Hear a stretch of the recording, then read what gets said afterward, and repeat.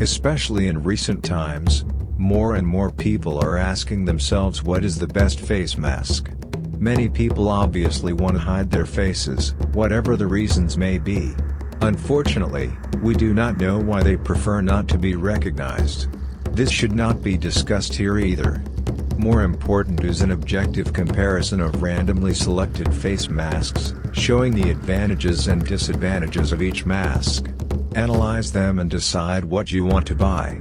But in any case, be aware where and for what exactly a mask should be used.